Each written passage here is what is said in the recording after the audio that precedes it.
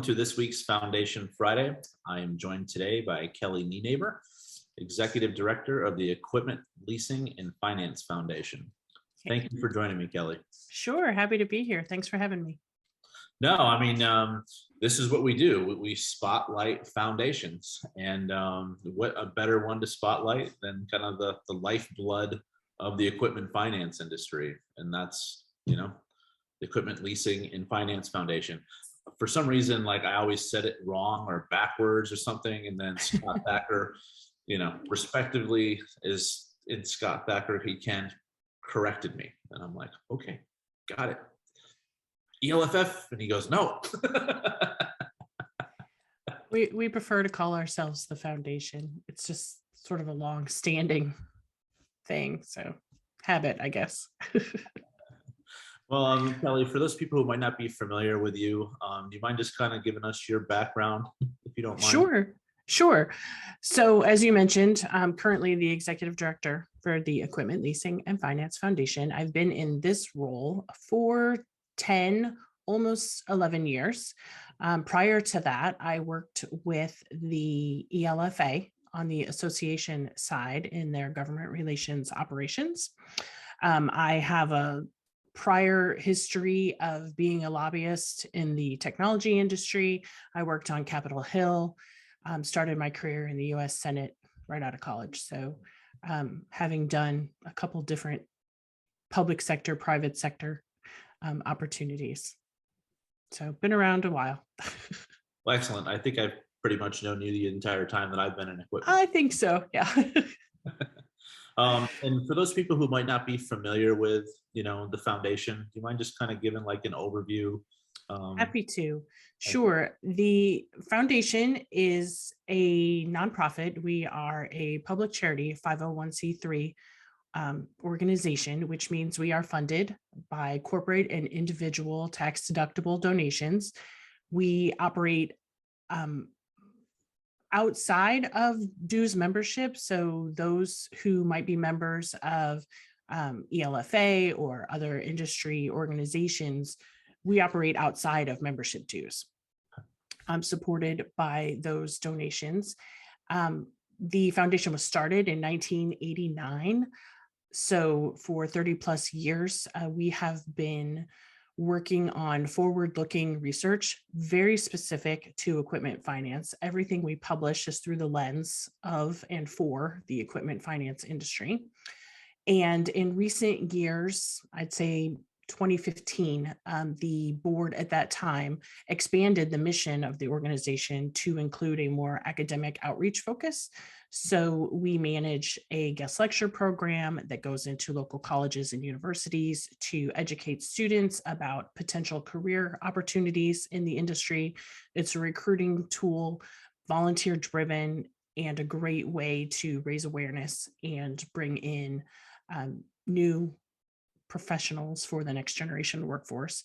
And then just the last 2 years, we established a scholarship program as an extension of that academic outreach so that we can help support students who are studying and potentially looking at careers in the equipment finance industry. Thank you for that overview. And I know we were briefly mentioning before I hit record, I'm actually doing my first guest lecture. I want to say in like 5 weeks with Jeff DeCassola here at ASU. So pretty excited about that. It will be a super fun opportunity, I'm sure. I have witnessed other volunteers giving the presentation in the past. It's always great to be with the students. Their eyes light up when you hit particular topics like capital markets and credit, and depending on whether it's a student group that might be finance majors or they might be accounting majors, or perhaps it's just a local economics club. They always ask great questions and they're always looking for career advice and opportunities on how to get started. So we have found over the years that our volunteers enjoy the experience and it is mutually beneficial for the students and the schools as well. So thank you for taking the time to do that. Oh, not a problem. I mean, eventually I need to go back to my alma mater in West Virginia and do one there, but at least this kind of gives me that springboard into how they run. Well, sure, you'll be a pro by then. But yeah, I mean, I know it's always been, 17 years, I think I've been in equipment finance. It's how we get those kids out of college to jump in and make the investment in our industry. And that's why I see this being really, really important work. Sure. It's eye-opening for sure. I think a lot of people have heard different organizations talk about the $1 trillion industry. That $1 trillion number comes from research produced by the foundation. So that is our market sizing study. It establishes a lot of information based on a customer survey. So it doesn't come from data pulled from equipment lessors. It actually comes from the customers themselves on how they acquire equipment and what that looks like in terms of purchasing products across the different equipment sectors. So that type of information feeds a lot of different aspects of what the foundation is doing and across what the industry is able to provide. Perfect. So when people make a donation to the foundation, where do those dollars go, Kelly? Excellent question. In the simplest terms, there are two main categories where we use our donor dollars. We invest in forward-looking research. That could be economic data. It could be topical industry research. We have reports ongoing right now. I'm doing research on best practices in funding, securitization, and syndications. We have one going on ESG. That's the environmental, social, and governance platforms. We published one last year on cybersecurity. So we have these forward-looking topical reports. And then we have a variety of economic data reports, the 2022 Economic Outlook, which will be updated quarterly. We have an industry snapshot, which is a great tool for anyone who is giving a presentation to stakeholders. It includes economic charts, and best of all, it includes talking points. So it's ready-made for you to tailor for any presentation that you might be giving to a parent company, to a customer, to stakeholder investors with your own company. There are also other research products like the Journal of Equipment Lease Financing, which is sort of a scholarly product, all peer-reviewed, research-based articles around equipment finance topics. A lot of them are legal and more technical in the journal than what might otherwise be published in a topical research report. We also have the Industry Future Council. Again, everything that the foundation produces is forward-looking. So in that research bucket, we have a variety of forward-looking, future-focused tools for and about the industry itself. And then the second bucket would be the academic outreach, which is where we house our guest lecture program and we offer scholarship opportunities. So a lot of our donor dollars are feeding those scholarships. We currently have a budget for up to 5 in 2022, and these are $5,000 scholarships. So it's a significant investment for a student who is interested in pursuing a career. There's full details on application process and what that looks like on our website. But those are the two main areas of focus where we spend our donor dollars on academic outreach and future-focused research.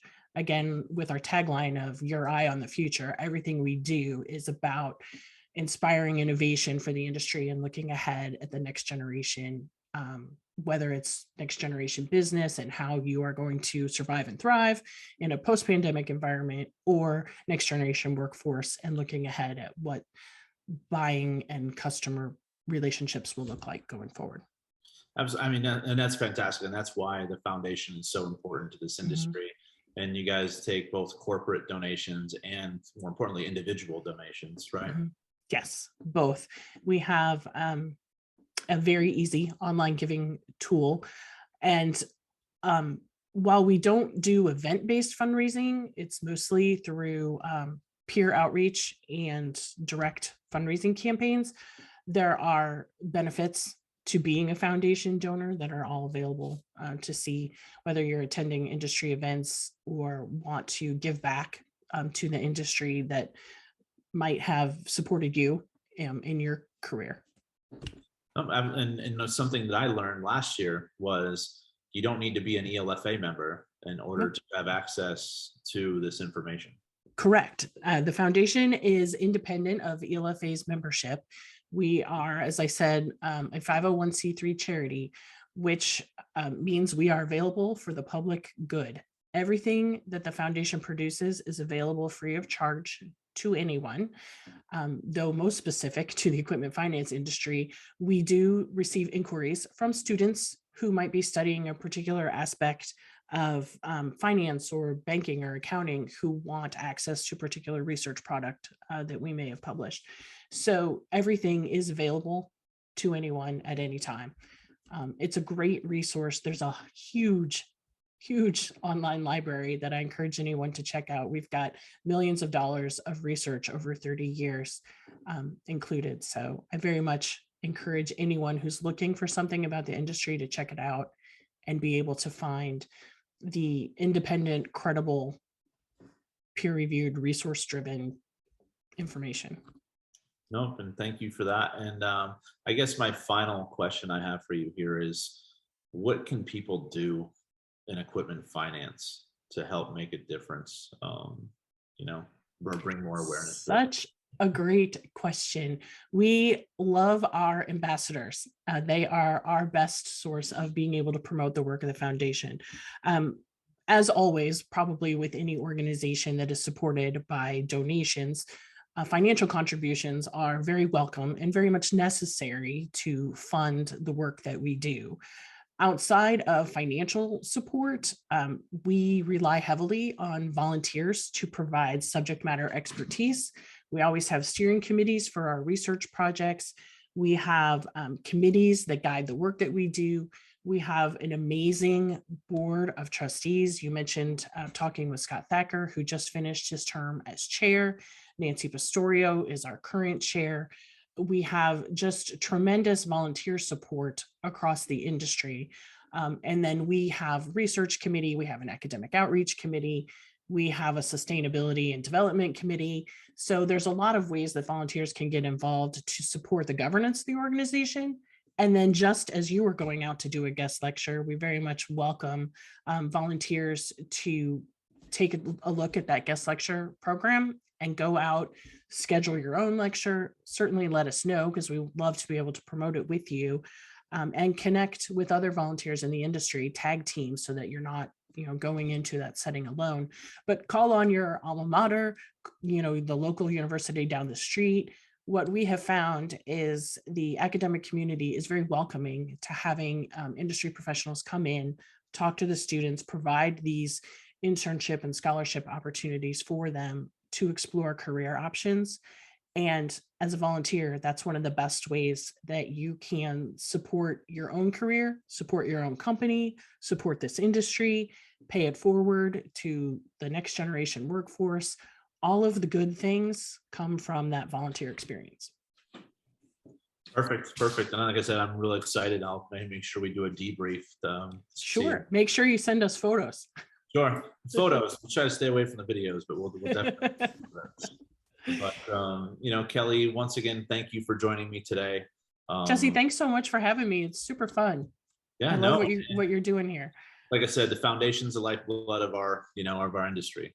So we need to make sure that people are doing their part and make sure it's sustainable for the future. So thank you again. Thank you very much.